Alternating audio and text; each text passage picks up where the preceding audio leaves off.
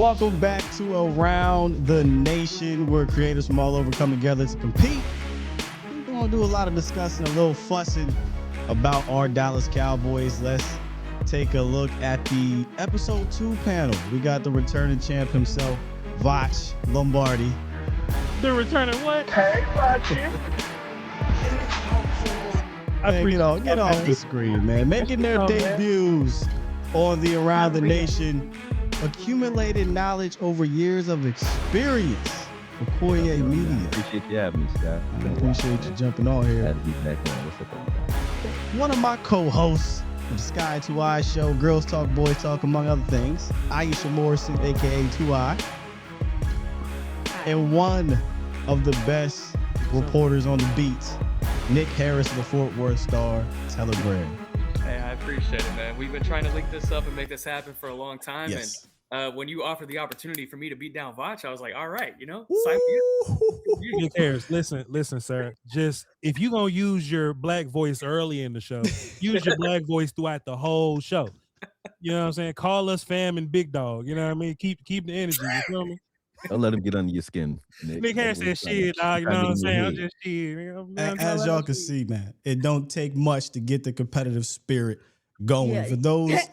For those who might be new to what this is not just a typical conversation. All right? This is a competition where every take matters.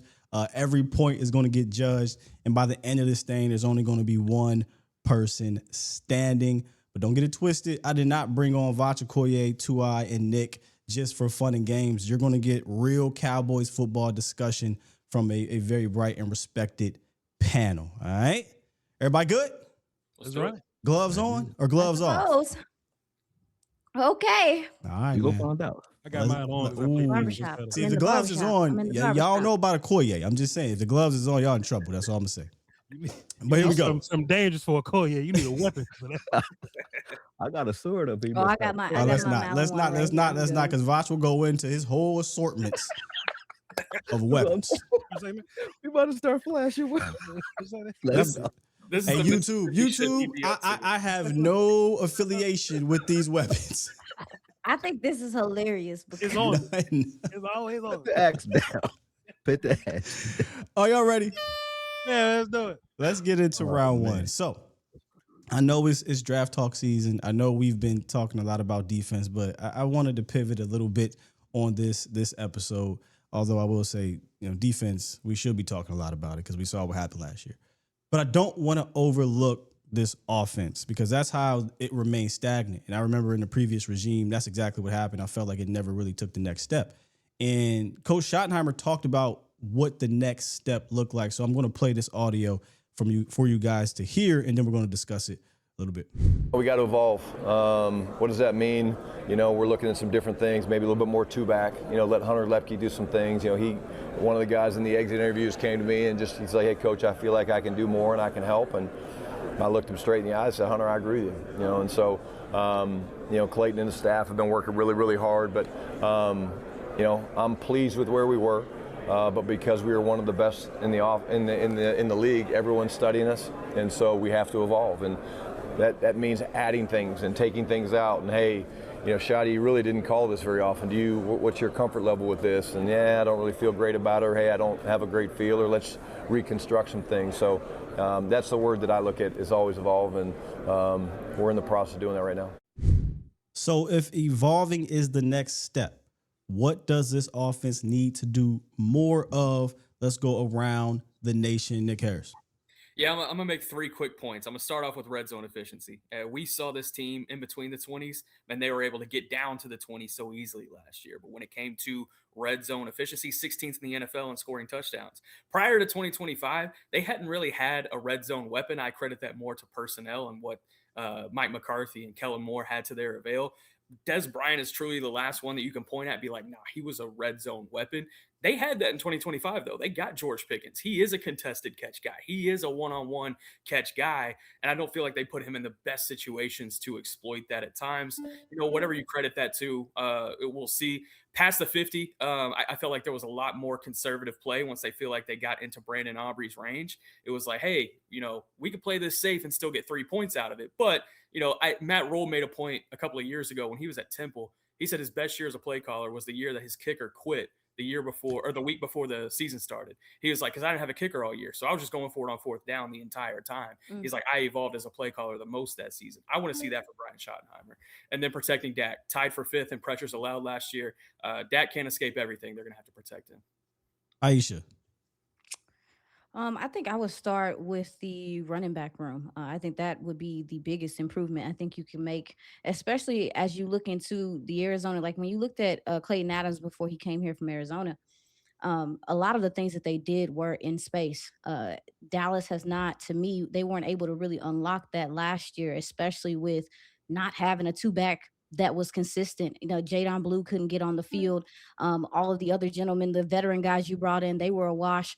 We don't know what's going to happen with Phil Maffa. So I don't think Dallas had the opportunity to attack some of that outside zone, even the screen game, and just that change of pace to attack the edges. I felt like people really started to clamp down on Dallas later on with the run game and Javonte Williams. So for me, I think it would be getting an adequate two back and somebody that can do some more receiver-esque things as well for you. Put a pin in that. We're going to revisit that exact conversation a little bit later. Akoye Media, what does this offense need to do more of to evolve? I mean, those two first answers are on point, but along those lines, the games that we lost and the games that we didn't look good in were games we couldn't run the ball effectively. And when Javonte Williams wasn't firing off, he didn't have anybody else to go to until maybe later in the season when Davis started to come in and he had a couple of good games. But like Iisha said, we didn't have anything consistent. And then I saw us in the Denver game especially, we got a little skittish when it came to red zone. So that bounces off of what Nick was saying. When we got into the red zone, we were on the 1 yard line several times, and we would spread it out, and it wasn't really as married to the run as they would say it should be, or like Schottenheimer said it should be. So I think that we need to have a real identity down there. Like you don't see Philadelphia going to the 1 yard line and you don't know what they're going to do. They're going to pound the ball in. They're going to use their big bodies and do that. When we came up against strong fronts, we weren't able to bully Denver and a lot of those other teams that beat us because we didn't use our identity. We didn't marry the run and to the pass the way we should have. And Dak's play action ability is, I think, elite. And we weren't doing that a lot because we weren't able to run, and that made us one dimensional. So I think running the ball and having a second back is going to be important. I think that Hunter Lipke in short yardage situations will be great too. Another thing to put that pin in right there. But you said something about the play action. I know that's something that I have been clamoring for a long time, was to do a little bit more of some play action with Dak Prescott. And I think he even said it going into the season. That was one of his favorite things about playing quarterback was play action. So I'm sitting here thinking, well, damn, if that's one of your favorite things, what the hell was Mike McCarthy and Kellen Moore doing then? You know what I mean? Especially from under center. I mean, Right. And that's something that is a Clayton Adams staple. So I didn't understand it. I mean, we got to see more of it this year. And even Dak in his early years, that was one of the things he did well. I mean, he was top 10 even in his first 2 years in the NFL with play action. So I never understood why they went away from it. Hey, Voch, what does this offense need more of to evolve? Hey, listen, man, 3 things. Find your dudes and don't lose them. We'll never hear the Rams say, hey, man, Puka they just, you know what I mean? We just got to go away from Puka today. We just got to go away from Jamar Chase today. Bro, there shouldn't be a reason why we go into a press conference. You just go, hey, they took away GP. I don't know. You know what I'm saying? Like, and if GP is going to be on one side of the field all the time, like, you should do some of the CD things that you do with GP. And I know that you could do it because you do CD things with Flo. See, when CD goes out, Flo does CD things. He moves around. He does all the other little stuff. GP just kind of stays in his spot. There are a handful of times, when I say a handful, it may be 5, where we saw GP line up in the slot or GP doing some kind of option stuff, right? So maybe with another offseason, you can kind of build on that a little bit. Something else that I thought was like really important, like your defense was the 39th worst defense in the league last year. So y'all boys need to buy some damn pom-poms and make sure that side of the ball gets addressed. Because if you're in constant like fights, like track meets, and we constantly try and put points up on the board, you go away from the run game, right? So, hey, Christian Parker, bro, what do you need? Let me go to Jerry so I can go talk to them people so that your defense can be cool, so that my side of the ball can be cool. And this is my last point. I think the best point. Scott, you're going to love this one. Hey, man, go steal. Go watch the Rams film and go steal. Go watch some of that Ben Johnson and go steal. Don't be so prideful that you just want to run your offense. Go find out what the best offenses in the league is doing and do what they doing. That's how you stay fresh, player. Nah, that's some insight that you know me too well, because he's absolutely right. I've been trying. If it was up to me, my entire playbook would be a collection of the rest of the league's best plays. I'm still in all y'all plays. You know what I'm saying? I'm going into college and I'm still in plays. And I know Shotty did mention that a few years ago as well. And I think you saw him do a little bit more of that. But he's still kind of he's a Schottenheimer, right? So there's some traditional list to him. But to his credit, being I think a Pete Carroll-esque older coach, but younger in spirit, you do see him do some more of those newer things that the old regime was not trying to do. Now, on the other side of this thing here, so evolving is not just about adding things. You heard Coach talk about taking some things out. I am very curious to know, what are some things that the Cowboys need to get rid of, stop doing, take out, whatever, so that they can take that next step? Akoye. Stop throwing the ball on third and short if you plan on going for it on fourth. I have an issue with that. We did that a lot last year, and I think that takes the rhythm out. That takes the steam out of using Javonte Williams on fourth down. I think if you have Javonte, we did that against Denver a lot. Like, we would run on third down or maybe second and short, and then get nothing, and then we'll come to a spread look, throw the ball, and then we're on fourth down. We're trying to guess. Whereas if we just kept pounding the ball, I think we would have either gotten the end zone or gotten that short yardage situation we were looking for, along with using Hunter Lipke as well a little bit more. So I think we need to stop throwing the ball in short down and distance situations, because I think that's what was stopping us from moving the chains. Iisha, what should they take out? Offensively, I think I would remove a lot of, and I don't know if this is the quarterback, I don't know if this is a play call. There are times, and we saw Brian Schottenheimer talk about this, like even at training camp. Nick, you were there, you guys were there. He got pissed, he threw a bomb. There are times in the game where I feel like there are just situations where they're going after these big plays, and it doesn't seem like it's there. It doesn't seem like it's centered. It makes sense in that moment. I want them to do better at understanding, like, to throw those plays out when it's not necessary for it. And even if he does get pissed off, is this a high percentage play? I don't think it was sometimes, and that put them behind the chains like crazy. Yeah, we talked about that before. It was kind of a tell, right, at camp. And Nick, you were down. Voch, you were down there as well. It was that, I want to say, the backup quarterback, Milton. Yeah, it was Joe Milton. Something happened against the Rams, and he said, I got pissed, and he threw a bomb. And then he went into training camp, I think the preseason game, and he mentioned it again. I'm like, is that something that's going to be a problem going into the season, where he lets his emotions take over? And I want to say he even mentioned it during the season, that I have to learn how to be better in controlling my emotions. Nick, what is something that needs to be taken out of this offense so they can get out their way and evolve? I will add, I think his emotional play calling style benefits this offense at times too. Okay. I agree. I think he does find the opportunities to use that emotion in timely areas. But as far as what they need to stop doing, they need to stop limiting their playmakers on any given play. So when they roll out on 2nd and 4, it's like, hey, you're at the opposing 43-yard line. You got a great opportunity here to take a bomb. We're going to isolate CD. We're going to, draw attention to Pickens and isolate CD and try to get CD open. And sometimes that didn't work. And there was an opportunity in that Denver game early on that they had an opportunity to pounce, and they didn't. They let Denver not only get back in that game, but then run away with it. They need to figure out how to get CD and Pickens both in those type of situations where Dak has options. Because it's not like Dak is a one-read quarterback. He can make decisions on the fly post-snap. And that's part of what Brian Schottenheimer's talked about already this offseason. It's like, we want to move George Pickens around. George wants to be moved around. And so if they do that effectively, they're able to figure out how to isolate both of them on any given play. That's only going to open up this offense even more. Voch, what should they take out here? Man, being worse on purpose make me so sick. I don't want to ever hear Shotty again say, hey, man, we got to get Turpin going. That's on me. Hey, man, we got to get Hunter Lipke going. That's on me. My God. No, it ain't. No, it ain't.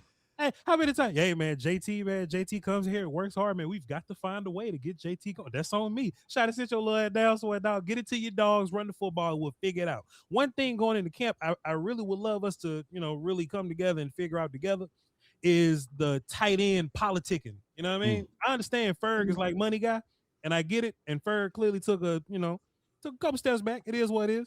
But this Schoonmaker thing, hey man, Schoonmaker came in, had a good day of practice. That's on me. I feel you, Shotty, but shit, Brevis Span Ford at the end of camp was your red zone threat. We're talking about red zone earlier, and Brevis Span Ford making all the highlight catches, and he 270 and don't nobody want to tackle him, and he jumping over folk. We get to the regular season, Luke getting the looks. I think you're kind of getting worse on purpose there. Also, to another point, there were many times where we were running read options, and the defense go, oh, there's no way Dak gonna pull the ball, so they just crash every time. And me and Will still be texting back and forth, corresponding like, hey man, if Dak just pull it and go, I know he's 90 years old and his foot hurting, his hip bad, but if he could just pull it and go, ain't nobody over there. But they just wouldn't pull it, so maybe it's not. Well, that would be adding then, right? That not taking out. What I'm saying is, if Dak ain't gonna pull, stop running it, stop not blocking the edge. Okay, stop not blocking the edge. You were many times. Stop running RPO. Take that shit out the playbook. Just yeah, we ain't gotta do all that. And one last thing, you know, Shotty already said I ain't doing this no more. How many times you gonna say one last? Is it? Don't let CD run the football on me. Don't let CD just we. Let's tally these points and get to the second round. See, this is what happened when the returning champ is Voch. All day. You let Akoye jump back. Oh, you said 30 seconds and then went for like 4 minutes. Exactly. Muted. He's gone. Let's tally these points, ladies and gentlemen. Let's tally these points here. And unfortunately, Voch is tied in the lead with Akoye. Yeah, yes, everything is pretty much all locked up here. 5-5-5 and Iisha with Forbes. So everybody's tight going into round 2. Everybody made great points. We'll go ahead and unmute Voch now so we can get him back up in here. I think we deducted a point, honestly. That's usually what happens on the real round of horn, but we'll figure that. We're still working out the kinks. We're still working out the kinks on this thing, okay? Come on, bye week. It's all cool. It's all good. Come on, bye week. All right, before we keep this thing rolling, I got to let y'all know we've got a new partnership with Prize Picks, and I'm excited about this one. No matter what sport you're watching, there's no better way to make the action more exciting than Prize Picks, where it always feels good to be right. Prize Picks is a daily fantasy made simple. You just pick more or less on your favorite players, projections, and build your lineup in a few taps. And what I like most about it is it's not complicated. I can watch football, basketball, baseball. It doesn't matter. I can mix players from different sports into one lineup, and now I'm locked in on everything. It makes the whole experience hit different. And I'm not gonna lie, once you start building a few lineups, you start paying attention to the details more, the matchups, the usage, all of it. It just adds another layer to watching the game. Another thing that I like, they got the community aspect too. You can see other people's lineups, get inspiration, even tell picks if you're rocking with somebody's strategy. So you're not just out there guessing, you can actually build off what's working. So if you're not tapped in yet, now is the time. Download Prize Picks app today and use promo code HMA to get $50 in lineups after you play your first $5 lineup. That's code HMA to get $50 in lineups after you play your first $5 lineup. Prize Picks, it's good to be right. Let's get to round 2, man. This round is about the guys that don't always get the spotlight, the role players. You know, they usually end up deciding a lot, but they don't get a lot of love. Let's keep it to me. And with Christian Parker coming into town, not everybody was going to make the cut. And we saw Osa dipped out because he didn't fit, Solomon Thomas, Perrion Winfrey, among others that are no longer here.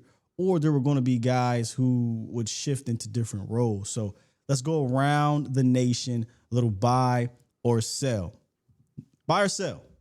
Maris Leafau is going to be an impact player moving from inside linebacker to outside linebacker. Akoye. That's an easy buy because he was already making an impact from the outside last year in the spot work that he had. Hold on, elaborate on that part. Well, last year when they put him outside, so whenever we would run those 5-man fronts, they would take Morris so they can have some coverage ability in the flats. They would take him and push him outside. And each time they did that, he was setting edges. Tight ends couldn't block him. And if you look at the Carolina game where 82, what's 82's name from Carolina? I forget his name. But he was killing everybody on our defensive line. Tremblay. Yeah, he was killing everybody on defensive line. Go watch the reps versus him and Morris Leafau. Morris Leafau whooped him like 3 times in that game. Beyond that, you guys trying to mess me up. Stop trying to make me laugh. That's Voch, man. Cheating, man. Cheating. He got to get a demerit or something for that. Yeah, we're gonna go ahead. We're gonna deduct a point from Voch for that. There you go. You gotta get him. A demerit is crazy though. A demerit is kind of crazy, but I got you. But beyond that, the other thing that I think is going to help him is the fact that we brought in Marcus Dixon and BT Jordan. So I think BT Jordan can give him some pass rush capability, because I'm watching what he's doing with even Arvell Reese in a week. You can see how more fluid he is working with BT. And beyond that, Marcus Dixon's fronts made guys like Van Ginkel an all-pro. And I think that, coming out of college, nobody would argue that Morris Leofau wasn't more talented than a Van Ginkel. I think the scheme made Van Ginkel and Grenard all pros in 2024, and I think he'll help. I'm not saying Morris Leofau is going to be an all pro, but I'm just saying he's going to have an uptick working full time from the outside. I buy it. Buy or sell, Voch? You're very eager to get in on this. Nah, man, it's the thing about Christian Parker, what I kind of get the vibe of is that he would scrub the entire defense if he was allowed to. You know what I'm saying? But I think the younger players that's kind of on cheap money get to kind of hang around a little bit, see what they got. Morris got another year or so to, so there's no need to rush and move on from. I can make an argument. That's why I like a lot of these guys on the roster right now.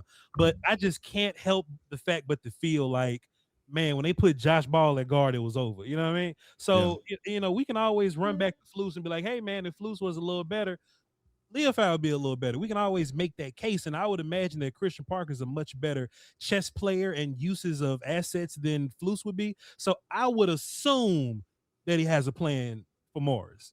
But when they start moving guys around, I got issues. That just means that they don't view him as like one of the off-ball linebackers of the future. So even though I may be high on Morris, I don't think that they are. So I'm just gonna say, all right. His name is Maris, but I get what you're doing, Voch. I know his name. I know Maris. When you see a player get moved, I am with you. I think the initial reaction is, okay, something's wrong. We saw with let's go, right? Like, I don't understand why they did it. 6'8", lanky guy moving him to guard, and was like, that just is a death sentence. It's not going to work out. But there is something to the way that Morris, aka Maris Leofau, plays the position. It feels like, to me, it fits out there. But I agree. But so Tuai, how do you feel? Even though he may not have the pass rush resume, it's the way he plays the game. Oh yeah, I mean, I think that Maris was in the draft, like one of the first drafts I watched, and he was already you always saw how fire he was, how much energy he had when he was on the field, always being a thumper. But his IQ was something that was never in question. We got the opportunity to talk to the linebacker coaches and talk to these guys, and him putting, what he is learning on film to the field didn't seem like a problem. I don't believe that it just completely became a problem when he became a pro. I think that there's a disconnect. I think Akoye made fantastic points about these linebackers getting some coaching that I think may help improve them. But I also feel like that's why getting this veteran, whomever it is going to be, I'm praying in here, is going to be important for these guys, because so many of these young linebackers in this core haven't had a chance to have mentorship. So I hope that they're getting this mentorship with these coaching. But I also think that his ability, and this is going to simplify things for him to me. If it is his IQ, if it is too much for him, if it is too fast, if he is playing out of control, then maybe simplifying what it is that he needs to do will make things easier for him. I think that moving him allows him to do that. Good point. So everybody just buying. Nick, you on this train too? I'm buying. I think he's gonna sell. He's gonna sell. I'm selling. Yeah, I'm selling big time. Okay. I'm selling big time. This is a situation to me where Christian Parker came in. He's like, Maris, hey, you're a good dude, man. We're going to try to save your job. And so we are going to think that you being on the edge might give you a little bit of an advantage there. We might be able to unlock something that, that previously hasn't really been tapped into. I don't see it, though. When he was coming out of Notre Dame, he specialized as a third down blitzer. And I love that ability about his game, but it was from an off ball position. He has that ability to kind of get that hesitation from the offensive line, come in from the off ball position and snake his way through. Whereas off the edge, it's a completely different game. You're having to get off. You're having to use arm length on the side. And if you don't know how to use your arm length, whether it's short or long, then you're going to be put in a negative position right off the rip. And so I don't feel like Maris Leofau has the pass rush plan to be able to step up and play on the line of scrimmage. I don't feel like he has the length either. And I look at the numbers last year. He only had 6 quarterback pressures, and 4 of those came from an off-ball position. And he only played 40 snaps on the ball last year. He's going to have more than that in the first preseason game. So there's going to have to be a lot to Maris Leofau to actually save his job. But if you ask me today, I don't think he's on the final roster when cuts are made. So what does that say about us? Go ahead. No, I just want to say. So what does that say about this team? I almost cussed. Like you can. I'm because at this point, do we care about development at all? Because this linebacker room, you just gonna keep turning it over. You're not gonna develop nobody. You're not gonna get a foundational veteran in here at all to kind of stabilize this room, because I just feel like the position is way too intricate for there to be this amount of neglect as far as development, the turnover in coaches and all that stuff. And I get what you're saying. I understand the schematics of it all and his ability. What I'm saying is like when are you gonna change it? We can't keep just turning over linebacker this is a 3rd round pick, dog. Yeah. This is a pick that you needed to fall. DeMarvion Overshown, this is a huge year for him. Like I'm just saying, what does it say about you if we're not developing linebacker at this point? I think what it says is that they made a bad pick in the 3rd round. It was a guy that a lot of people had in the 5th, and they pinned him in the 3rd and tried to pin him into a starting role when he probably should have been a rotational 3rd down guy from the jump. And I think whenever you see the pass rushing group that this team will take into Oxnard with Rashawn Gary, with Donovan Ezaraku, James Houston, and whoever they add in the draft, which I would expect to be a premium pick, he's going to be on the outside looking in. He's going to have to figure out a way to fight for his spot. And I don't see that. With the guys that they have in the room right now, I don't see that. Is he a better pass rusher than James Houston? I don't think so. And I think James Houston is comfortably your 4th best pass rusher on the roster right now. So there's a lot that he's going to have to sift through. Go ahead, Watch. No. This is probably the first year that we're gonna see them do anything serious on defense in general, because it's always been like a restart period. It's like if you fire Zimmer, all Zimmer people gone. You fire Flus, all of his people gone. It's like if Christian Parker does his job and leaves, it's sort of a factory now. This is like the first year of a factory now. So Christian's type of linebacker should be Ryan's linebacker, should be the other guys, types of like whoever the next DC should be, they should have the same types of players that CP likes. The last couple coaches, they all like different shit. You know what I mean? So to your point, like when are we gonna start taking this thing serious? It sounds homer of me to be like, well, they should be taking it serious now, but that just means the last 3 years have been nonsense. Akoye, we've had this issue with a player having 3 different defensive coordinators, and Iisha talked about development. Could that play a factor in this? Because this is going to be his 3rd consecutive defensive coordinator at a position that you said to this is an intricate position, and they're kind of treating it like whatever. But again, that's also inside linebacker, whereas we were discussing outside linebacker. But Akoye, kind of combat what Nick Harris said here, if you can. Well, number one, when I look at Maris Leofau, you have to look at his whole body of work. Nobody looks at his rookie season and says that we messed up that pick and we messed up by picking him in the 3rd round. That's fair. That was an effective pick. Everybody he had promise coming in the last year, and Eberflus came in and obviously didn't like him, but he promoted guys who, to me, couldn't do what Morris can do, even though you say he had deficiencies in space. I don't think Shamar James was an upgrade for Maris Leofau. I would have rather let him figure it out at off ball. But if you're going to kick him to the outside linebacker and you're looking at his film from last season, although you say you counted his pressures and you look at his stats, he wasn't on the field for very much last year. He wasn't used that often, but he was effective each time he was out, even when he wasn't, recording a stat or making a tackle. I watch Morris blow things up that cause stats and cause disruption for everybody else. So when you watch Morris out there in the reps that he actually did get, when you go to the Green Bay game, we don't tie that game if Maris Leofau doesn't go down and knock Golden out on the goal line. When he threw a tight end into the backfield, Ezaraku got a tackle for loss right after that because he threw the tight end right into Josh Jacobs' lap. You know what I mean? And you look at the Carolina game, nothing looked good on defense at all in Carolina game except for Maris Leofau in that game, and he's always attacking the ball as well. The Jets game, they had momentum driving down the field. Maris Leofau from the outside linebacker position that we're trying to move him to now, runs up the field, keeps his head in the play, forces a fumble. We're right back in that game when he flipped the tide of that game. So when you have a guy who's getting spot work, but you can go to noticeable moments where he's changed the tide of a game for you, I don't look at him as a guy that's just a throwaway at this point. I look at his entire body of work and I say he needs. But to be to be fair, get kind of more ticks. there you go. Even Zimmer would call and say, "Hey, why is this guy playing?" when he was on the bench last year for guys who really weren't better than him, in my opinion. To be fair about when you keep saying he played outside linebacker last, that was a different version of what the outside linebacker is going to be in this scheme. This outside linebacker, they're going to rush the passer. They're going to be guys trying to get after it. So that's where I think there is some hesitation.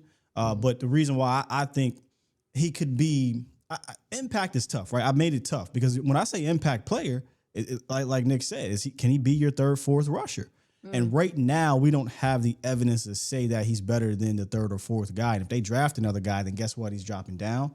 But he plays with his hair on fire. I know he's going to go 110%, and I would love to have him on the roster. But I do think it's tougher to just stamp it as a yes. But you kind of have to project here based off of his style of play, because there's nothing he did, in my opinion, last year that is going to – a few plays, you mentioned Akoye, but a bunch of his outside linebacker spots were 4-3 style will outside linebacker as opposed to that edge rushy, if that makes sense. One thing real fast too, Scott. I don't want to overrate Leofau because we have such a low standard for linebacker around here. You know what I'm saying? Like, we haven't had, like, it ain't like we've had like a lineage of great linebackers. Like Marquise Bell was just a linebacker a few years ago. Like Eric Kendricks has been our best linebacker consistently over the past 3 years. He was just here for 1 year. Demo been hurt. You know what I'm saying? So I don't want to just be like, hey, we got to keep Leofau because that's just kind of all we know. Like, I'm sure once they find linebackers that's better, we wouldn't even think about Leofau in that way. Respectfully. Fair. Good one. Good start to buy or sell. And I let that one breathe a little bit because I thought it was a good opener. So let's kind of get through these next two at a pretty decent rate. Let's talk about this running back room, right? The other week, Shadi has spoke glowingly about these young backs. And in the last episode, we talked about, did he speak so glowingly of them he's going to pass on Jeremiah Love? That's a whole nother discussion. But he did specifically mention Phil Maffa and Jaden Blue, both whom didn't play much last year and did flash at the very end of the season. But only one of them can become RB2 if that room stays the same. So buy or sell, Phil Maffa will emerge as running back 2 over Jaden Blue. Nick Harris. Yeah, I'm a sell on that one. I think Jaden Blue brings just a different type of aspect to that running game that they don't currently have. He has that receiving ability where I feel like Phil Maffa, he has not proven that in his entire career. I think having that third down receiving ability to where he can split out even at times, that's going to be a part of this offense that I think, go back to the conversation we had prior. That's something that they could add because he has that type of weaponry in the receiving game. We saw that at Texas. It's what he specialized at Texas. It's how he got on the field in Austin. And so I think that's going to be the invaluable part for him. But I think where you could see Phil Maffa still get some work is the goal line situations, is the, hey, Javonte Williams, he needs a blow right now. Phil Maffa, you go in on third down, get that pass protection rep in and protect Dak because they gotta be able to do that as well. And so I don't think that there's a situation where Maffa's off the roster, but I'm not buying right now him being over Jaden Blue. But does it concern you when you hear Shadi last year say, I like big backs and I cannot lie, pause? But does that concern you because Jaden Blue ain't a big back? Yeah, it's a good point. I go back to Let me give myself a point. I'll go back to what Shadi has said about Jaden Blue this offseason and being that his maturity has skyrocketed. And so, I point to that and them really looking at him at training camp and saying, we want you to be RB2, but you have to want it for yourself. He didn't really prove that. And so I think this year is going to be, at least from Shadi's comments, it sounds like it's going to be a different story. So why you buying Phil Maffa as emerging as RB2 if the running back room stays the same? No, I'm not buying it, especially because, that's one of the first things I brought up at the beginning of, the show was just, I think that the running back 2 position being malnourished really hurts you and you weren't able to. There were things in your playbook. There are things that I've seen in Clayton Adams' playbook that he was not able to touch because you did not have a speed option or, as Nick mentioned earlier, a guy that could line up wide. I also think that we might see Lipke do some more. There was receiving things as well. But with Jaden Blue, the only issue that I have with him is that I think when you're talking about him in comparison to Maffa is how they take on contact, the physicality of the game, the play strength over the course of a game. Nick mentioned the short yardage situations. That is going to be the biggest test to me with Jaden Blue, and I think that's what is the deciding factor with them. But yeah, he's going to add a lot to this offense if they can get it going with him, with Jaden Blue. But Maffa, I think that he's going to out physical a lot of people, and that's going to help out. That's going to help out Javonte Williams as well. Voch, I know how you feel about Jeremiah Love if he happens to be there. But just gonna base this off of the room being as is. Are you buying Phil Maffa overtaking a Jadon Blue for running back 2? Maffa, Jadon, whoever not named Vontae Williams, they not stopping me from drafting some dude in the 6th round just see what the business is. You know what I mean? Like they just haven't shown me anything. And Jadon got his job taken from Malik, who was at the crib kicking it. He just rolled in better than him, and we just put all our faith in him. So Jadon got a lot more to show me. As far as Maffa goes, it's interesting for him, because it ain't nothing that I would tell Javonte to come off the field for to ask Maffa to do. Like if it's a short yardage situation and Javonte tired, I'm calling timeout so that Javonte can catch a breath. Or I might throw a pass or something. You go your ass back out there and be short yardage guy. I'm not going to tell Javonte to come off the field so that Phil can go and block somebody. Even Javonte will run guys over. So I think just in the way of the two run style, or just the two types of players, it's almost a bit of a redundancy. You know what I mean? Like you kind of want your running back room to be a bit of a basketball lineup. You all got to do certain different things, which is why I kind of want Lipke up out of here. Like Lipke ain't doing nothing special as a blocker, run you over guy, or a catch guy. Like Javonte does all those things better than him. The only thing keeping Jadon Blue in the game is that he runs faster than all of them. But if he don't know which gap to go, Malik, so cool. If we get to the end of camp and the damn setup is Javonte, Malik Davis, and some dude that we drafted in the 7th and some undrafted guy, man, I don't think we made a mistake. Really? Well, because I didn't know, because that's what I was about to say. I didn't know that we were having this conversation under the pretense. Like I thought we were saying like these guys are here. No, that is the question. The question is as is. But you think Voch? Because I don't think I agree with Voch that if they have the opportunity to take a running back, they should. No, 100%. We talked about that last week in regards to if Jeremiah Love happened to be there. But going back to real quick to Voch, just a little discussion there. You think they're just okay if it's Javonte, Malik, and some random 7th rounder? Dog, I forgot what happened last year. Something happened. I think like Jadon was just inactive or something. Phil got hurt or whatever. And look, we was all like, what they gonna do at running back? And they was just like, give it to Javonte some more. Like, just don't take Javonte out. They just kept. Oh, it was Miles Sanders, bro. Miles got hurt, and instead of saying, all right, well, we'll incorporate Jadon Blue into the Miles Sanders role, they was just like, we'll just let Javonte do more of this. You know what I mean? I think if they roll out there with just Javonte, I think that they're just fine. If Javonte, I don't even want to say it because he hadn't played an entire season yet, then you could then go, all right, Phil Maffa, you go from the 3rd running back to you do these, things that he would do. You know what I'm saying? But besides that, I think they would run Javonte out there for 25 carries and 2 catches. They wouldn't even look at running back 2. They'll just throw the ball and go empty if you need a break. Hey, Akoye, are you buying or selling Phil Maffa emerging as running back 2 if the running back room stays the same?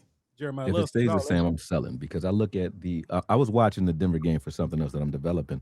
And if you look at Jadon Blue in the first half, he didn't have like a breakout play, but I can see how he was edging out a strong front in Denver. Denver was smacking Javonte. Javonte didn't do very well, but they couldn't catch Jadon. Jadon he just slipped on like 2 plays that could have broke out and been something big. And I think what that gives us is a change of pace. So I'm not thinking that he's, I agree with Nick. I don't think that he's a better running back per se than Phil Maffa, but I think Phil Maffa gives you more or less what Javonte is going to give you. So if you don't want power on power, I think when you look at historically 2-back schemes, it's always thunder and lightning some kind of way, right? When you look at Tiki Barber and Brandon Jacobs, you want to switch that up some kind of way, because defenses get used to the pace and the style of play that you have when you have pounding backs out there, right? So if you bring a guy out there that they may think is going to, they're used to getting run over, and now Jadon's running by you. And I saw that in the Denver game. He had opportunities, but I think like I said, he slipped early in the first half, like on 2 of his carries, where I said, if he didn't slip here, I can see the potential of where he can go with it. He does have to focus, and he has to prove that himself. And obviously, like I said, if Love is there, if we're talking future, or, they draft someone that can do it better, I'm not married to the guy, but I do feel like he does have promise at this point. So I'm selling Phil Maffa because he's so much similar to what Javonte is going to bring you. And honestly, he's 3rd in line even in that, because if I'm looking for short yardage, it's Javonte, Hunter, and then Maffa. So he's not even 2nd in that regard, in my opinion. So I sell. Go ahead. If I could, this is not my take. This is just the fact of the situation. They're going to have to beat out Malik Davis first. Malik Davis. That's crazy. Yo, that's crazy. Because I purposefully did not say Malik's name just to see how many of y'all would throw that in there. I That's said it damn crazy because name. I didn't. I thought about it, but it's so weird because he's just been this back and forth practice squad guy. But they saw enough from him to you feel like that he feel like he's gonna be in the mix. You can feel like he's gonna be in We the. saw enough. He Absolutely. played well when he Go was back in to there. Oh Thanksgiving. no, Yeah. I thought his change of pace. I thought his vision was good. I thought his vision got better as he played. Like, and for him to just do that with really not having They no practice or anything. Off they the did him couch. dirty by Foreman, cutting him in the He first learned the place. He damn played well in playbook the off the preseason. He looked couch. great. So Yeah, here's yeah, what, he played that well off the couch, like you guys said. And to Okoye's point, you did see the difference. You know, just him being able to the explosiveness, how suddenly he can hit the hole. I didn't even know that he could separate that way. Because we hadn't seen it besides in preseason to that point. who Malik Davis? I'd seen it in preseason, but to see it like No, in a he game real In a real time, game. Yeah. against the Colts he did, against the Packers he did. Like that was it his rookie year? I can't remember what year it was. yeah, it 23. was. He got to go back. He had some explosive plays, and it was very odd that the next year he was just getting cut, coming back, getting cut, and not Well, being used. he was then they were saying the same things that we're saying about Blue. Inconsistent. Yeah. I mean, It's but the we same but we same saw same we saw conversation. the explosion is what I'm getting at here. But here's what's interesting that everybody sold this, and I brought it up with Nick Harris. Coach likes big backs. He likes bigger backs, and he clear. Yes, I agree with Akoye that usually 1-2 punches you see the thunder lightning. That's exactly why I was very high on Jaden Blue coming in. Right, I didn't know, and this is something that Nick probably know more of, even to I listening to some of the scouts and coaches down there. I didn't know there was a mental gap per se with Jaden Blue coming in that would affect him and hold him back. But from a skill standpoint, that Thunder Lightning was perfect to me with Javonte and Jaden. But then I hear Coach come out and talk about how it doesn't matter if it's two hammers. And I think I heard a lot of people say that, like, you know what? Screw it. It just bring. I think it was Foots who brought it up. If it's two hammers, it's two hammers, right? And if that's what it takes to give Javonte Williams, because I think this is an issue too. They ran him into the ground in a way. Not in a negative way, but they had no other choices. What they felt like, but I felt like they should have put more emphasis on helping him out as the season went on, so you're not wearing him down to the ground. If they want that 3-year contract to actually last, they are Gotta going get to it need too. a lot more contribution from the rest of that room. Absolutely, 100%. they can't man. run him into the Yeah. ground like they did We all last year. agree That on shoulder that. injury, that should have put him out for more than just one game. But I he's remember when I saw it. Did you remember seeing the play where it happened? Where Yeah. he threw his body kind of goes limp. Like it is just insane. Like he's a different type of dude. But I do think that you did see him getting worn down as the season went on. You Yeah. can't do it no more. You can't run Yeah. like that and not get worn down. All right, let's get to the Facts. final buy or sell here. And I've said this a lot on my show on this channel. I've often look at the vibes, and I get from Shotty's offense, that is, I get a vision of a McVay, Kyle Shanahan type of mix. I feel like that's what he wants to do. And you see some of that. You heard him in his opening presser, talked about the motions, the shifts, the pre-snap stuff, the at-snap stuff. But when you really dive into Kyle Shanahan, Sean McVay, they use two auxiliary pieces completely different than the Cowboys do. Shanahan uses Kyle Juszczyk like a chess piece. And recently, Sean McVay, he uses those 2 or 3 tight end sets like weapons. But here in Dallas, you don't see that with tight end 2. And we haven't seen the fullback, and I'm very interested to see how y'all feel about this Hunter Lipke thing, because 2 of y'all are on opposite ends. They don't use the fullback as a chess piece either. So this isn't a buy or sell. This is a what do you buy more? Brevin Spann Ford becoming a tight end 2 weapon, or Hunter Lipke getting a bigger role in this offense. I'm going to start with 2I. I'm gonna buy more of Brevin Spann Ford becoming more of a weapon for this offense. You haven't been able to utilize 12 personnel. Nobody really gave a damn to me the way that you need to. And his receiving capability to me opens up. And you could have him do the fullback stuff. We see him do blocking from the backfield and moving guys out the way. He might be more effective, respectfully, than a Hunter Lipke right now, and he's done the work. I really feel like he could open up the offense. I feel like the Hunter Lipke thing, I don't know if he has the power. Brevin Spann Ford has the power. Furthermore, the work he's done on special teams deserves to be recognized. It deserves to be something that gets him to a spot where he can earn a spot. Like, have y'all seen the work that he does on special teams? Yeah. His special teams Has anyone? really good. It's. I mean, What I'm saying is it's the work ethic for me that I think that's why I think he deserves the opportunity. But also he can catch over the middle and in the red zone. So I would buy. Yeah, I'm gonna buy I'm More. gonna buy that Brevin Span 4 is gonna get more of an opportunity because I just don't see it with Lipke, and we haven't seen it yet. Voch, tell us why Hunter Lipke ain't. Go ahead. No, you hate him that much? That's mad because he fumbled in that Miami game a couple years ago. Well, You hate Scott, him that much? That's it. I don't believe they like Brevin that much. They keep saying it. I don't believe it. Scott, let's just be clear. Okay. Hunter Lipke ain't. Let's just be clear. But Voch. I think the Cowboy Illuminati really wants to hit on that second round pick invested in Luke. I'm with 2i on this. No. I'm with 2i on this. And we've seen dudes be better than other dudes, and we just kind of hang in there. I remember all camp Solomon Thomas and Perrion Winfrey was just much better than Mozzie. And it was just like, hey man, we gonna figure it out though, right? We just gonna figure Mozzie out. You know what I mean? And like drastic shit had to happen for Mozzie to be gone. But even in the middle of the season, so hey, we're gonna figure out a way. You know, I really think they want to hit on them picks. I really think they want to make them picks make sense. I think that's Tim's back. Well, Voch, wouldn't that be the opposite then? If they want to do everything in politics to have the second round pick, Luke Schoonmaker, be the guy, wouldn't you believe more in Hunter Lipke then? Hunter ain't Scott. Okay. So Hunter just not that dude to the point where. What? Okay, so look, what I'm saying, we've seen 3 different play call administrations try to get Lipke going. And look, before Lipke, there was like Ryan Nall, and before Nall, there was like some other cat from North Dakota State. They've been trying to get fullback going for a long time, but here it just don't work. No offense. Akoye, set him straight on Hunter Lipke, man.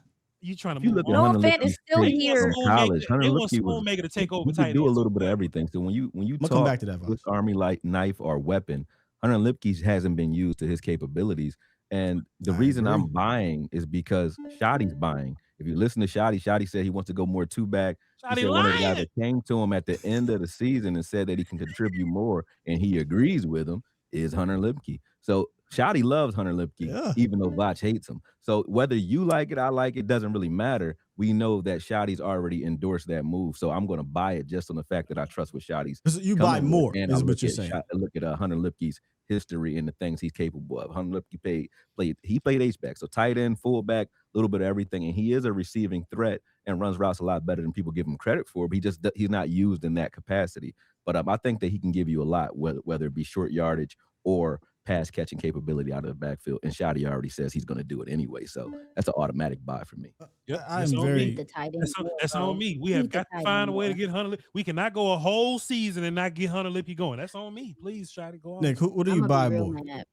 So I think if you split out both of these guys as offensive weapons, I think you would honestly see solid production from both. I do want to start there. I'm buying more on Hunter Lipke though.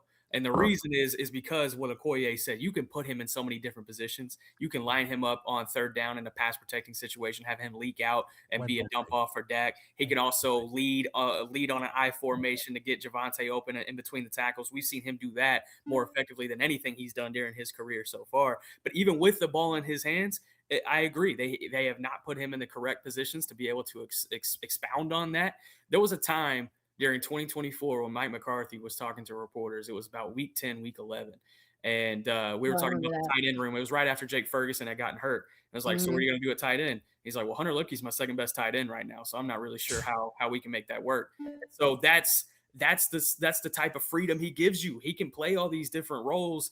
And man, I tell you, if Shotty puts his money where his mouth is when it talks to getting the offense into a favorable situation for Hunter Lipke, I think you're going to see a lot of nice little nuances. It's not going to be anything game-changing, but I think you could have a type of Patrick Ricard, Alec Ingold type of contribution to that offense. Maybe not to the Juszczyk level, but I think he does have that type of potential. I do. He's got the ball-carrying skills. He's got the receiving skills. He can do everything required of that position. This man had 15 targets. I don't want to hit nothing about throwing the ball. That's on a team. But I was going to say, how many did Brevin Span Ford have? but it don't like 13 or something. But look, it don't. What I'm saying is, what I'm saying is, all this. Listen, all this. But Hunter Lipke can run the ball. He can catch the ball. He's always been able to do this, and they won't get him involved. They just will not get him involved. So I can't believe that they're gonna do it again. To Iisha's point, though, she doesn't believe that they feel or she believes they feel the same way about the tight end 2, or not tight end 2. I guess he's tight end 3. Brevin Spann-Ford. We know he can catch the ball, he can block, he can do some of these things, but they haven't done it. To I. No, they haven't done it, and I don't understand why they haven't done it, because it's going to benefit you. But also too, and I agree with you, gentlemen, about Lipke. I watched his tape. He was a running back, not a fullback. We know that he can run in between the tackles. We know that he can line out wide and do some things like that. But I'm also sitting up here thinking as well, like some of the stuff that Nick, when as you were speaking, some of the things that you were saying about Hunter Lipke kind of sounds like it's similar to some of the usage of Jadon Blue, or my misunderstanding. Like some of the third down usage and stuff like that, I would assume like that's similar, or are you going to be trying to mix and match those guys? Yeah, it's more about when Jadon Blue's on the field, you are going to be accounting for that wheel coming around the edge. You are going to be accounting for that angle route, and the linebackers having to account for that. When you see Hunter Lipke on the field, I don't think you're necessarily going to be accounting for that. You're going to be accounting for, all right, that's a blocking piece. We need to make sure he doesn't pick one of our guys up. And then when you're rushing the quarterback, it's like, oh, Lipke got behind us, and all of a sudden that's a 15-yard gain and a first down. I think that's the type of – they don't do that? No, I said get him, Nick. He converted on 2 third and longs last season. I agree with Nick. The defense don't give a damn with Hunter Lipke on the field, so why would I care now? I agree with Nick. They don't give a damn. I agree. That's fair. And you just made our point. How? You just made our point. If you're not paying attention to the guy, you're not accounting for him. You know, he can get Akoye, over easily. Whether they account for him or not, we've been doing this. We got to get the fullback going for 3 play callers now. When have we tried? So what I'm saying? Bad. When he gets opportunity, looks good. Go ahead, Voch. What I'm saying is, hey, what's more likely? I don't see the fullback getting involved, because in all these iterations of the Cowboys trying to get fullback involved, they never get fullback involved. I think there's a better opportunity that Brevin gets going, because some weird happens in the tight end room, some tight end set, the 13 personnel, whatever. But there's never been a time where we walked away from a game and went, bro, Hunter Lipke went crazy on offense. But that's also not his fault.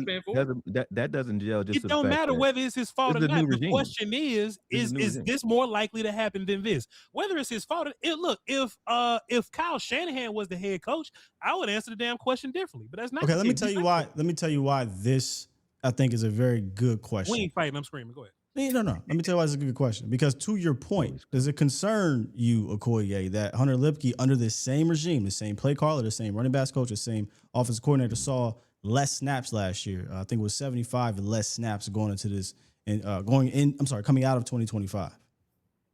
It doesn't concern me. I think that Schottenheimer actually held himself accountable at the end of the season, or last week, about 9 days ago, when he talked about it. But it doesn't concern me. I think that it was a injustice. I think they should have used them more, due to the fact that we just talked about the things that we need even Phil Maffa to do just now, like short yardage situations, or even spelling a guy like Javonte. And they could have used Hunter in those types of situations and never really did.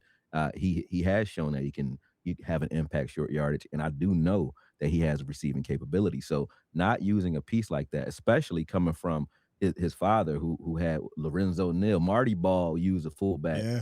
All crazy. So to not use the fullback is like going against his own lineage in the first place. So I think it was just a disservice to Hunter, and I think it was just something that slipped between the cracks. But for whatever reason, we don't know what's happening in practice. Hunter might have a stinger. We don't know what's going on where you're not using them in certain situations. But I do think that when you look at the draft to now, and you look at Hunter's skill sets then versus now, just like when we were talking about Morris Leafau on defense, they're not utilizing their draft picks or their players the way that they looked where they came from. So that doesn't make any sense to me. So I think Hunter definitely should get an uptick due to the fact that he has the capability. Let me go on the other side. He should. The question is not, should he be involved more? Because he should be involved more. The question is, should he be involved more? The question is, who do you buy more, Voch? Hunter Lipke getting an uptick in offense, or Brevin Span 4 getting an Stanford uptick? got two bodies in front of him that he not The going to answer beat is out. the answer is clearly Lipke, but I don't see it happen. I'm actually playing both sides here. I'm actually playing both sides. Don't be devil's advocate. Well, then that's not going. So let me get to the other side of that, because that's why I asked the concern question. He saw less snaps, but also from a tight end 2 situation. If you look at the target share over the last 4 seasons, 4%, 2.5%, 5.8%, and then dropped to 3.8% last year. That equates to about 4% target share from tight end 2s over the last 4 seasons. That is extremely low for a team, and previously used a Blake Jarwin as a tight end 2, had a Martellus Bennett, right? Even with a Jason Witten on the team. We even saw Jake Ferguson, right? So Jake Ferguson got busy a little bit as tight end 2 with Dalton Schultz. The reason why I think this question is legit is because both of these positions have been underutilized, and you have to really project what you believe. And the reason why I'm leaving out Schoolmaker is you think that Lipke ain't. To me, Schoolmaker ain't. I personally think that and like a lot of you guys think, Brevin Span Ford has more talent here, and that he should get an uptick in this situation. Of course, he should. I just think that Schoonmaker and his second round tag, his second round pick designation or whatever, I think that's going to get in the way of Brevin getting going for real. There were many times where I just saw them trying to get Luke involved. Whether it was good for the offense or not, they actually attempted to get Luke going as tight end too. No, that's fair. You're right. I mean, you're right. And Lipke has been a glorified extra offensive lineman for a lot of his career here in Dallas as well. And boy, they found out Javonte could block. Had they just stopped doing that Lipke on third down. And I think that's another reason too. I do remember Hunter Lipke. I don't know if it was Javonte was hurt or maybe it was a year before he got here. They were rolling out Hunter Lipke on third downs. Yep. I think it was when Rigo was here. It might have been that season where they were just like, hey, man, we trust him out there to block more than we trust everybody else. Yep. So there's that too. All right. That was a very good buy or sell round. Now let's get to the scores and get to this showdown, man. So we got some newcomers heading to the showdown. Akoye Media with 15 points will be heading to the showdown to face off against Nick Harris with 14 points. Iisha fought her ass off, in my opinion, held her own here, had 12 points in this episode too. Voch Lombardi in the rear with 9. Voch, how does it feel to not defend your throne here? I feel like it doesn't matter how it makes you feel. It doesn't matter. Let's get to the showdown, ladies and gentlemen. We got Nick Harris, Akoye Media. Let's get to the question, man. Wait, Voch, go. Oh, man. all right, man. Go ahead, finish your round, man. Congrats to y'all. Congrats. I had to get you, bro. I had to get you, man. Hurry up, please, so I get out of here, so I can go home. Shit. All right, man. We talked about evolution. We talked about new roles. We talked about different ways that this team can look. But I feel like something that matters a little bit more than we really talk about is what is overlooked. Because usually something that's overlooked comes back, whether it's a good thing or bad thing. But what is something that's being underestimated right now for this team? We're going to start off with Nick on this one. Look, this defense was poo-poo buns last year. We all know that. We get that. We saw it. We saw it week in, week out. But the defensive cornerstones that this roster actually does have should have people excited. There's quite a bit to fix with this defense, but I would isolate it in the secondary. I really would. Now, is there pass rush issues that you can elevate and get better at? Absolutely. And I think they still have work to do in that department. But when you have Quentin Williams, Kenny Clark holding down the middle, that affects your run game and makes it above average run game in the NFL right off rip. With the pieces that you do have in the secondary, granted, if healthy, and that's a big granted, Deron Bland has shown his ball skills throughout time. Savone Revel has shown his ball skills from his time at ECU. I'm not 100% he can get back to that level, but that's why you have a Kobe Durant. And I think that was one of the more sneaky ads in free agency for this team to go out and get a ball hog type of secondary guy. They have guys on this defense that I think can lead them into this new iteration under Christian Parker. And DeMarvion Overshown, if he's not asked to drop back and cover 2 on 65% of his snaps, I think he's just going to be just fine as that pursuit guy once again. And then that kind of unlocks your weapon there in the second level. So this defense is a lot closer than I think people realize. I know there are big holes to fill, and they have to address the middle linebacker spot. They have to. They have to get a badass nickel corner. They need to do that too. But if they can just address those at an average level, I think this defense is going to be just fine rolling into 2020. That is bold, Nick. Akoye Media, what is one part of this team that is being underestimated right Nick making this difficult because I agree with everything he just said. He kind of took all the thunder with that one. I wish I would have went first, now? but Uh-oh. I think if I have to reverse engineer that and not kind of just say everything Nick just said, Right. I think two aspects that you said you asked for one, but I'm gonna give you two aspects that I think are underrated right now. It's pass rush from the outside linebacker position, whether that be Ezraku or Rashawn Gary. When you look at what those guys didn't have over in Green Bay last year, it was A gap penetration and A gap pressure. Quarterbacks can step up, and they were escaping from Gary when he was actually effective in his rushes. So I think that our pass rush will increase due to the scheme that Marcus Dixon came in with. Beyond that, linebacker play. I did a piece on a guy, Eric Wilson. I think his name is Eric Wilson. Eric Wilson from Minnesota. We had like 115 tackles last year, 6.5 sacks, and about 17 tackles for loss last year for Minnesota. He's a 9-year journeyman. Never really did anything in the league until last year, really, due to the fact that Marcus Dixon's scheme up front, his fronts, make it very easy to play linebacker. And it's proven because Alex Singleton in 2023 and 2024 had 163 tackles and 177 tackles. And I don't think that anybody would say Alex Singleton is like a all-world linebacker. He's just solid, right? You also look at Blake Cashman over in Minnesota last year, only played 13 games and had 144 tackles. So these fronts make it easy to play linebacker. And we've been talking about middle linebacker all offseason. And one guy that we're overlooking is a guy who put on weight in Demarion Overshawn. He's 6'3", 230 now. He's stout enough and healed from his injuries, I do believe, knock on wood. But I do believe he can play. He can be that middle linebacker for us. Now, I don't look at him as just a will or just a space guy anymore because of the fronts that we're running. Because that front, or Marcus Dixon's fronts, have created great linebacker play out of guys that I just named who I don't even think can play with Demarion Overshawn. So Overshawn will definitely get a huge uptick, and I think the linebacker position is being underestimated due to the fact that Overshawn, I believe, is our guy, our linebacker one in that room now. No matter who you bring in here, unless it's Jordan Brooks, obviously. Okoye, you had me in the first half. I can't jive with the linebacker situation, brother. Mm-hmm. He hasn't played a full season or most of the season his entire career. He stays healthy. And when you say the linebacker room is underrated, there's barely any linebackers in there. No, I'm Overshawn in the linebacker room. The rest of those guys, I didn't name. That's what I'm saying. But Scott, at his point though, Scott, at his point, he's made a fantastic point. He named 3 characters I ain't never heard of in my life. I mean, I've heard them after I watched the game, but they not like Pro Bowlers or anything like that. And they got like 50-something tackles. So you take Overshawn and a linebacker with 2 lungs, 2 feet, and 2 arms. See, I can't go that far. I can't go that far because while yes, Alex Singleton and others of that nature have performed, maybe overperformed, there's not even anAlex Singleton in this room, man. There's Eric Wilson in the room, though. Eric Wilson. Who's Eric Wilson? Who? What number does he wear? Who is y'all fighting? Who is it? See this 2 eyes? Who's Eric Wilson? Who's the Eric Wilson in this room is what I'm getting. I'm saying Demarion Overshawn is better than Eric Wilson. And he doesn't exist. Singleton, in my opinion. He just has to stay healthy. I will say when Demarion Overshawn was drafted, I think the impression was that he wanted. Well, I know that he communicated to me that he wanted to be, or that they were working him at the mic, like they thought he could be a mic.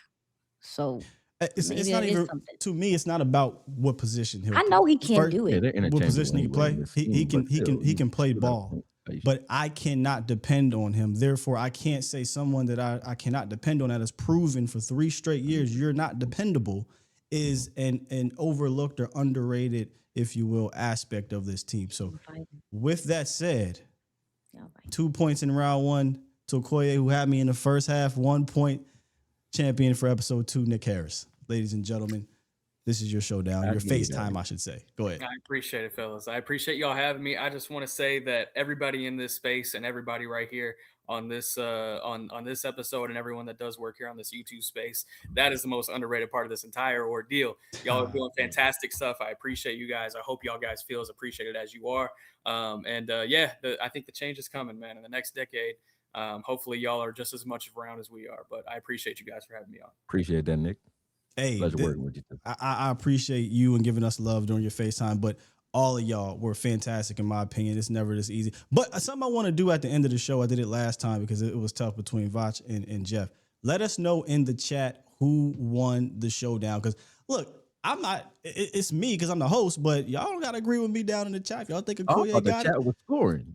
Let the chat be the No, Pro no, Bowl voters. I'm gonna let the them go. chat at the I very thought they end. were He the want ones a scoring. Pro He want Bowl. the he want the I fan always he want do, the man. fan He want count. the Shador Pro Bowl. He want the he want the Get alternate. the fan count, man. You want the I wanna be alternate the win? people's champ. Okoye want the alternate win. Let me tell. Oh, Well, look, Yeah, boy, let's boy, go. Give me I'm boy, the you Brent AP Hundley. voter. Boy, you Okay? Brent Hundley. I'm the AP voter. Y'all can have the fan. No, seriously, chat. Let us know He down what they there call who it, won. electoral college. Electoral college vote. No. Who's the popular vote? I'm the like. Oh man, I want to say be you, the people's champ. say you ain't got enough chairs in your district. You ain't got Y'all enough are money. Boy, say you, crazy. the boy say you voting with New Hampshire is not enough. Hey, y'all watch Scandal? Yes. What Yes. was the spot in Ohio where they rigged the machine?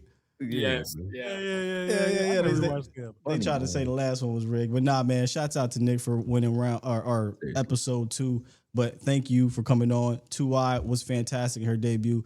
Okoye held it down, and Voch, of course, kept it a bean on episode 2 of Around the Nation. Do yourselves a favor, really. Go follow all these wonderful people on all their platforms. Fort Worth Star Telegram. Nick Harris drops a bunch of stuff. His articles. He's also doing the. I'm having a brain fart with John owning the podcast you guys have. Cross Chop. There's so many podcasts, man. John, It's too. tough to remember that. 2I, Iisha Morrison, Girls Talk, Boys Talk. She's on the stack as well. Of course, the co-host of the Sky 2I show. She's everywhere. She's grinding. Make sure y'all go follow her on all platforms. Anything else I'm missing, 2I? You everywhere. Oh, yeah, I do Locked On as well. Locked on. There it is. See, I remember. And Akoye Monday. Media. He's on Akoye Media on YouTube. You do the boxing. Let him know where to find your boxing stuff too. We got a lot of boxing fans in the show. Akoye knows boxing. If you want to watch, me do live breakdowns and reaction videos to the boxing content. But if you want to just watch me train fighters and train my guys, you can follow me on DRCO_Akoye on IG. I got all the content there for boxing or whatever. And YSM Sports Media as well with interviews, things like that. But yeah, appreciate you throwing the boxing in there. People don't really know that. So Yeah, they don't know, man. You're a very diverse gentleman, if you will, man. I'll say that. Yeah, I try. And then Voch Lombardi, man, he everywhere. But let him know about your work on Crown Global right now, because that's where all you're dropping a lot of gems for draft on Crown Global at this moment. Hey man, Voch Lombardi, Crown Global. I'm just here to show love. I don't even want to plug too much. I want to go and box with Akoye one day. You feel me? Let's do it, man. Come down. All right, man.